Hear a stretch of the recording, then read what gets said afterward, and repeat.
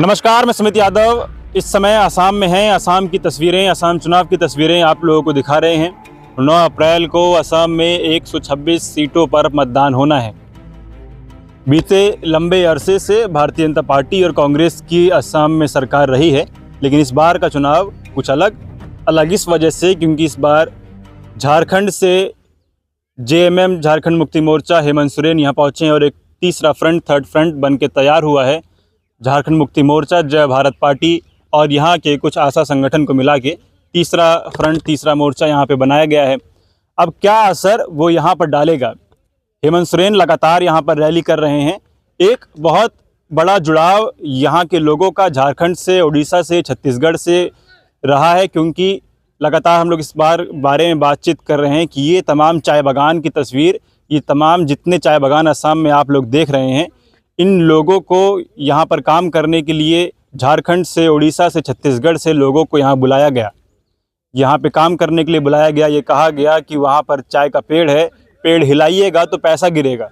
अब यहाँ पिछले 2 सदी से, 200 साल से तमाम झारखंड वासी, उड़ीसा के लोग, छत्तीसगढ़ के लोग, वहाँ के तमाम आदिवासी लोग यहाँ पर पिछले 200 साल से काम कर रहे हैं।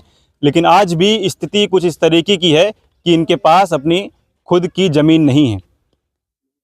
लगातार सरकारें आई, सरकारें गईं, ये वादा करती रहीं कि इस आदिवासियों को आदिवासी का दर्जा, एसटी का सर्टिफिकेट दिया जाएगा, लेकिन ये काम बीती कोई भी सरकार यहाँ कर नहीं पाई।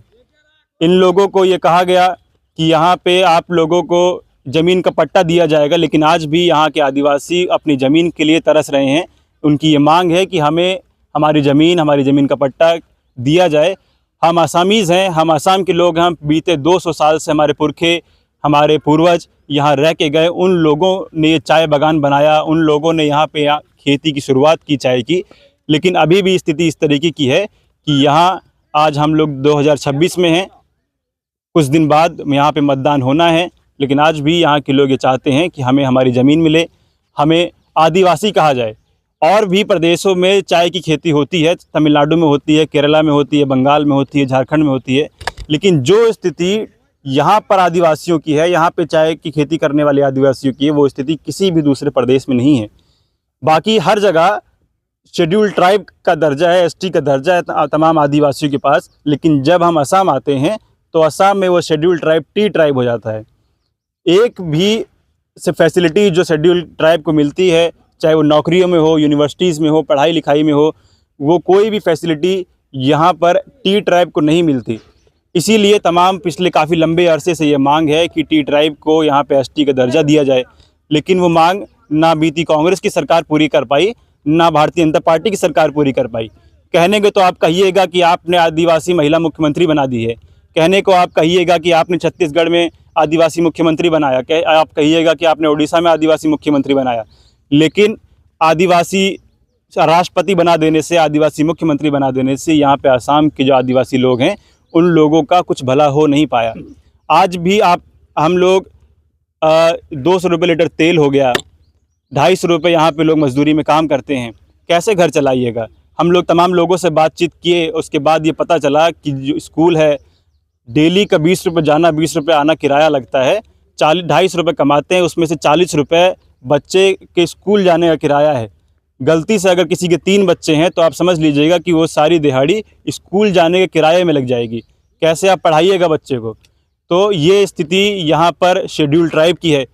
उसी स्थिति को ठीक करने का वादा लेके झारखंड से हेमंत सोरेन आए हैं। वो लगातार इस बात का वादा कर रहे हैं, क्योंकि वो जो जुड़ाव यहाँ के आदिवासियों का झारखंड से है, क्योंकि इनके पूर्वज झारखंड से आए, झारखंड से ब्रिटिश काल के दौरान लाया गया, छत्तीसगढ़ से ब्रिटिश काल के दौरान लाया गया। तो उस जुड़ाव के नाते झारखंड से हेमंत सोरेन यहाँ आए हैं और उनका ये कहना है कि ये तमाम वादे जो भारतीय जनता पार्टी और कांग्रेस की सरकारें बीते दिनों करती रहीं, लेकिन एक भी वादा पूरा नहीं हो पाया। अब दोबारा से चुनाव आ चुका है तो वो थर्ड फ्रंट लेके पहुँचे। कितना असर उनका थर्ड फ्रंट इस चुनाव में डाल पाएगा? उनका वादा है कि इस बार सरकार, अगर हेमंत सोरेन किंग मेकर की भूमिका में आते हैं तो किसी भी हालत में आपका हाजिरा बढ़ाकर 550 रुपये किया जाएगा। 551 की जो मांग है। आदिवासी का दर्जा, एसटी का सर्टिफिकेट जो सबसे अहम यहाँ के असम के आदिवासियों की नौकरियों के लिए, ये टी ट्राइब से इस नरक से निकलने के लिए वो आदिवासी का सर्टिफिकेट होना इसलिए ज़रूरी है, नहीं अगर जब तक वो सर्टिफिकेट नहीं मिल पाएगा तब तक इस नरक से यहाँ का आदिवासी निकल नहीं पाएगा। वो आपको केंद्रीय विश्वविद्यालयों में दिखाई नहीं देगा, वो आपको जुडिशरी में दिखाई नहीं देगा, वो आपको मीडिया सेंटर्स में दिखाई नहीं देगा। उसके लिए यहाँ के लोगों का, आदिवासियों का दर्जा होना बहुत ज़रूरी। अगर वो जब तक नहीं मिलेगा तब तक इसी नरक में आप असम के आदिवासियों को देखते रहेंगे। हेमंत सोरेन ये वादा लेके आए हैं कि इस नरक से बाहर निकालेंगे, आदिवासी का दर्जा देंगे। तो कितना भरोसा हेमंत सोरेन की बात पर, अपने झारखंड से आए हैं, बाहर से आए हैं, पहला चुनाव लड़ रहे हैं, क्या असम का आदिवासी हेमंत सोरेन पर भरोसा कर पाएगा? ये भी एक अहम सवाल। तीसरा मोर्चा कितनी वोट ले पाएगा? क्या किंग मेकर की भूमिका में हेमंत सोरेन यहाँ आ पाएंगे? ये भी एक अहम सवाल है।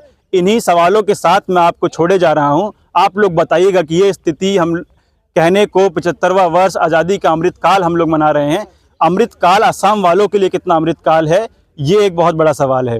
मोदी जी आते हैं, मोदी जी ने तस्वीरें दिखाई कि यहाँ असम की महिलाएं कितनी खुश, वो वैसी साड़ी, एक ड्रेसअप और सफ़ेद और लाल कलर की असमी साड़ी, सभी महिलाएं खुशी खुशी नरेंद्र मोदी के साथ सेल्फी लेती हुई दिखाई दी। क्या वाकई में असम की तस्वीर वही है या असम दूसरा है?